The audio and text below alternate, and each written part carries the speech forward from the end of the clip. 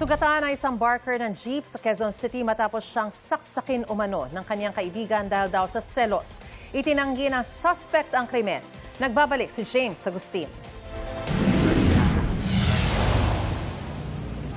Dinala sa ospital ang 40 anyos sa lalaking barker ng jeep matapos saksakin umano ng kanyang kaibigan sa Barangay Commonwealth, Quezon City bandang alas 8 kagabi. Ang biktima nagpapagaling pa matapos magtamo ng saksak sa kaliwang braso.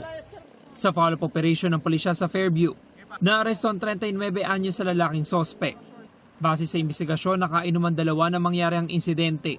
Pinuntahan siya noong ating sospek sa kanyang pinagbabarkeran at kakausapin sana. Dinala siya sa madilim na bahagi ng daan tapos inundayan na siya ng saksak.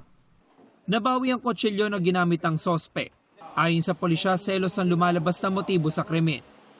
Ayon sa aming investigasyon ay itong biktima natin ay tinetext niya yung kursonada rin na babae nitong suspect natin.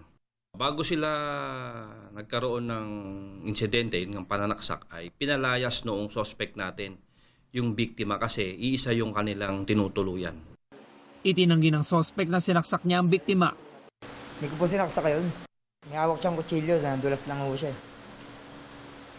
Ganyan, nakahawak siya ng kutsilyo niya rito kasi nga tinuruan niya yung anak ko magnakaw. Ngayon kukumprontahin ko siya. Kala siguro makipag-away ako sa kanya. Kaugnay naman sa nabanggit ng pulisya na motibo, Hindi totoo yun. maharap ang suspect sa reklamong frustrated murder. Ito ang unang balita.